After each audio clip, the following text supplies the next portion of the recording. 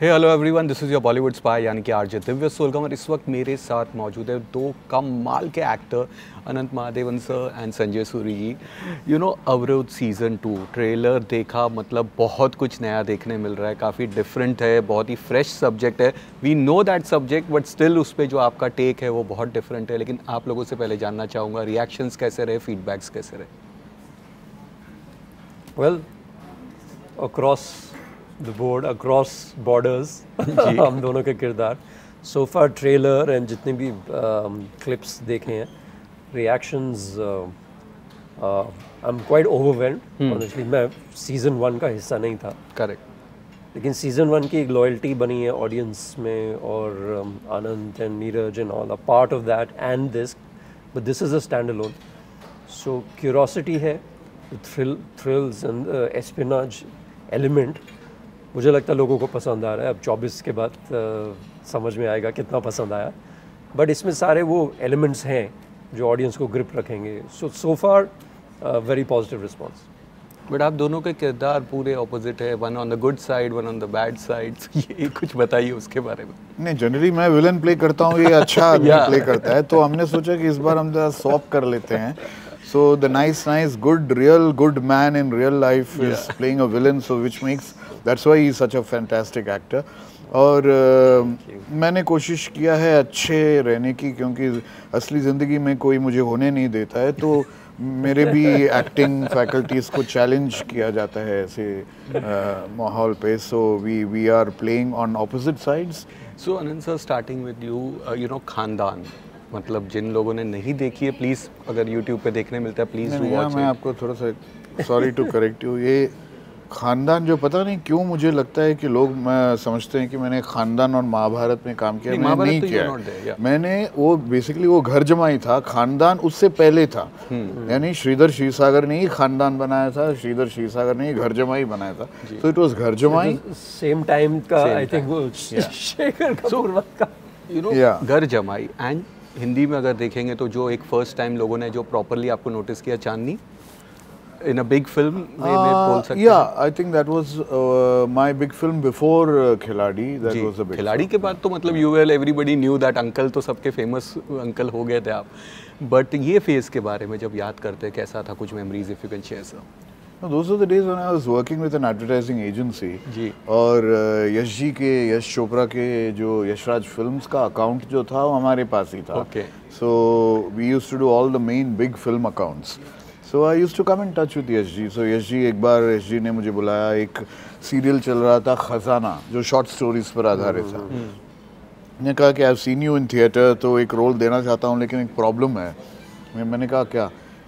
इस पूरे एपिसोड में जरीना वाब के साथ था वो एपिसोड, आप एक शब्द नहीं कहते हो, so is it okay if you don't have any dialogue? I said it is absolutely okay. If it is only there no dialogue, then I'll do it. I want to push my limits as an actor. I was just in the 20s, in my 20s those days. So वहाँ से फिर यश जी ने मुझे एक छोटा role दिया विजय में, और उसके बाद चांदनी में। So Chandni was the big one with Sridevi and Vinod Khanna and Rishi Kapoor and all that. So वहाँ से एक तरह से it was my initiation into the big screen and big cinema, क्योंकि टेलीविजन पे मैं बहुत सारा काम कर चुका था और कर रहा था उस वक्त। So somewhere cinema met television. But खिलाड़ी के बाद तो थिंग्स मस्ट हैव चेंज, हर जगह पे लोग पहुंचते, ह्यूज हिट हो गई थी, और क्या कैरेक्टर था आपका? थिंग्स चेंज इन अ वे कि I was still choosy about work. ऐसा नहीं कि मेरे पास 20-100 फिल्में आई और मैंने सब कर लिया। I was quite happy with the little work that I was doing, because television पे मैं डायरेक्ट भी कर रहा था, एक्ट भी कर रहा था। So somewhere I was balancing all that, so Khiladi yes. But the interesting part was Abbas Mastan sahab ने खिलाड़ी के बाद उन्होंने बाजीगर दिया था, which was a sympathetic part, and then they gave me बादशाह, which was a comic part. So they kept giving me different roles, so I thank them for that.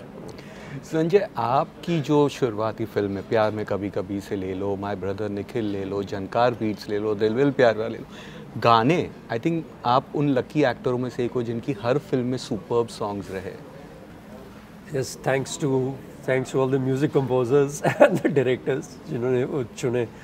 प्यार में कभी कभी itself, सलीम सुलेमान BGM था उनका, Vishal Shekhar, then of course शान, recently we lost KK. One of my biggest songs have been with KK. So yes, I was fortunate. प्यार में कभी कभी दिल विल प्यार में, I mean RD. We'll come to that, of course. So you can ask for more, you know. So कभी कोई ये जो measurement हो गया ना कि आप ये 100 करोड़ का जो measurement है, it is really like a really a very unique way of measuring success, you know. I would use the word unique because it is unique that आपने इतना low class कर दिया है उसको कि अब तादाद में जो है. So अगर तादाद की बात है तो national bird peacock नहीं होनी चाहिए फिर तो कोई और पंछी होगा. कौवे होने चाहिए. तो अगर उस बिना 100 करोड़ के हम 20-25 साल से काम कर रहे हैं, यहाँ बैठे हुए हैं, तो कहीं ना कहीं किसी को कुछ काम तो पसंद आया होगा और गाने पसंद आए होंगे. Always maintain it's not the money, it's the vision, you know. But आपसे वो उसके बारे में आपने जो आपकी फिल्में जो डायरेक्ट की है, इनिशियल फिल्मों के बाद जो एक नया फेज़ आपका जो हुआ, आपने जो फिल्में रियलिस्टिक फिल्में एक से बढ़कर एक कम माल की फिल्में सर बनाई, बट बहुत टफ हुआ होगा आपको. आज तो OTT है, प्लेटफॉर्म्स है जहाँ पे इस तरह की फिल्म के लिए लोग वेट कर रहे हैं, they want to see it. But आपने उस फेज़ में किया जब ये फिल्मों को बहुत तकलीफ़ हो रही थी कि सिनेमाज मिल नहीं रहे थे, मल्टीप्लेक्स जो बनाया गया था फॉर सच फिल्म्स, बट आज वहाँ पे बड़ी बड़ी फिल्में आ रही थी. Sir how tough was that? नहीं, अब भी टफ है, इट्स स्टिल टफ. मैं अपने आप को I would call my self the veteran struggler of the industry, because जब भी फिल्में बनाना चाहता हूँ, Sanjay will vouch for that because he also makes cinema and he supports cinema of that kind. के मल्टीप्लेक्सेस जो हैं, एक ज़माने में आकाशवाणी थिएटर था और लोटस सिनेमा था, which was supporting only the different kind of cinema, you know. There was Mrinal Sen और there was so many people like that जिनकी फिल्में वहाँ रिलीज होती थी. मल्टीप्लेक्सेस में 6 स्क्रीन्स हैं या 14 भी स्क्रीन्स हैं, लेकिन वो एक छोटा स्क्रीन 100 सीट का स्क्रीन नहीं देगा एक मेरिटोरियस फिल्म के लिए या सिनेमा के कॉज के लिए. Now what kind of system are you fighting? Producers want stars and what is the return on investment. वो सबसे पहले वो पूछते हैं, स्क्रिप्ट नहीं पूछते. Distributors want the same. The digital platforms also want eyeballs. They are not interested in this kind of cinema. So where does a person like me go?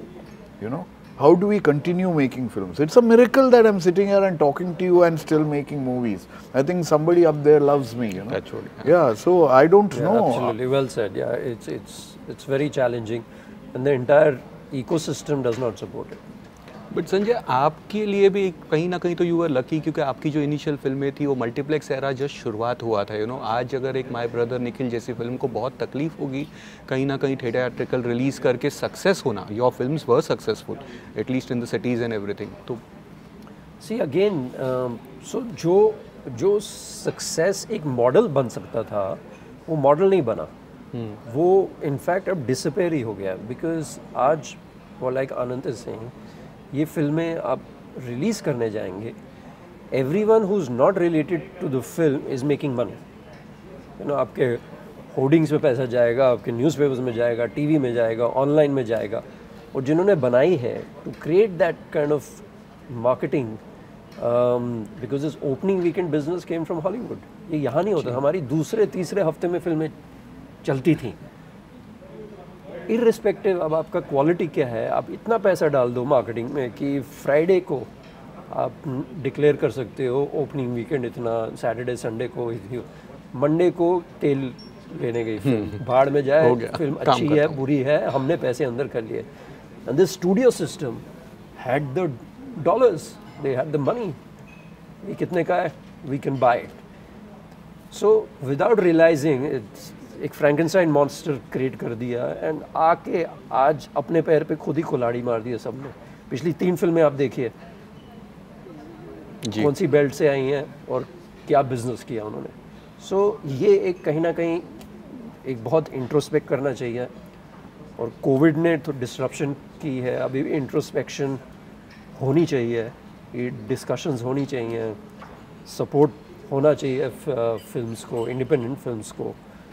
OTT बहुत अच्छा दौर है, राइटर्स, डायरेक्टर्स, टेक्नीशियंस, एक्टर्स, रोज़गारी मिल रही है, लेकिन ये commission work है. मैं OTT की प्रमोशन नहीं करने आया हूँ, लेकिन ये कमीशन वर्क है. सो इसका भी दायरा कहीं ना कहीं इंडिपेंडेंस कितनी है इसमें, वो भी सोचना पड़ेगा। और ये डिस्ट्रप्शन जो हो गई है कि आपको अब थिएटर कब जाएंगे, करेक्ट, कौन सी फिल्म के लिए जाएंगे, तो ये बहुत ही चैलेंजिंग काम है। ऑडियंस रिटेंशन बड़ा मुश्किल हो गया। बट आप दोनों की जो फिल्म दिल विल प्यार व्यार, हम आनंद से भी मैं वही बात कर रहा था कि पंचम दा को ट्रिब्यूट के तौर पे फिल्म बनाई गई थी। आज एल्विस बन रही है इंटरनेशनली, हम कितनी सारी फिल्में देखते हैं जो वहाँ के म्यूजिशियंस एक्टरों के ऊपर बनती है। हमारे यहाँ अनफॉर्चुनेटली वैसा कभी हुआ ही नहीं। Your film was there, then आपकी जनकार बीट्स में you also gave little bit tribute to Pancham da and Sholay, but ये 1-2 फिल्मों को छोड़ के डोंट थिंक सो कुछ और। बट उस वक्त कैसा लगा होगा जब आप लोगों ने भी being part of history, being part of Pancham? It was a privilege for me, it was a privilege. मेरी साथ साथ ही मैं रात को दिलविल शूट करता था, दिन को जनकार करता था, वो टाइमिंग ऐसी हो गई थी। So it's a privilege to have worked on दिलविल एंड ऑल दीज फिल्म्स। अब आगे की जनरेशन, आई डोंट नो कि उनका कनेक्ट क्या है, वो अपने दौर की फिल्में बनाएंगे और फिल्मों में काम करेंगे। But we were part of it, we lucky आज बात कर रहे हैं बिकॉज आपको उस चीज़ की नॉलेज है। हो सकता है 5 साल बाद कोई जर्नलिस्ट है उसको नहीं नॉलेज हो, वो अलग बातें करेगा, बट अभी फ़िलहाल के लिए दिस इज़ गुड। सर नहीं, मेरे लिए एक बहुत ही चैलेंजिंग एक्सपीरियंस था क्योंकि मेरी पहली फिल्म थी। I wanted to step into motion pictures, but ये ऑफ़र आया और इसीलिए एक्साइटिंग था क्योंकि 3 अलग लव स्टोरीज थे। Boy meets girl, boy loses girl, boy regains girl, अलग कलर स्कीम्स में थे। और 13 ऐसे गाने थे जिनके लिरिक्स नहीं बदलने थे, लेकिन सिचुएशंस सही होने चाहिए थे। That was the challenge. And then we got Bablu Chakravarti himself, who was R.D. Burman's right-hand man, arranger, to rearrange the music. So it couldn't have got better as a tribute to R.D. Burman. And the climax song जो इतना मैं जितनी बार देखता हूँ ना, इतना apt climax song है, यादों की बात आते से कनेक्ट हो जाता है पूरा। जी। तो you guys must have had full fun जब ये सब गानों पे। बहुत इमोशनल था बिकॉज गाने सुन के बड़े हुए हैं, तो this was the first time lyrics याद नहीं करने पड़े। जी, सवाल तो बहुत सारे हैं लेकिन वक्त का तकाजा है, so we wish you guys best, all the best for all your future ventures. Thank you. And किसी और रोज इस डिस्कशन को कंटिन्यू करेंगे। जरूर। Thank you so much. Lovely. Radio Nasha.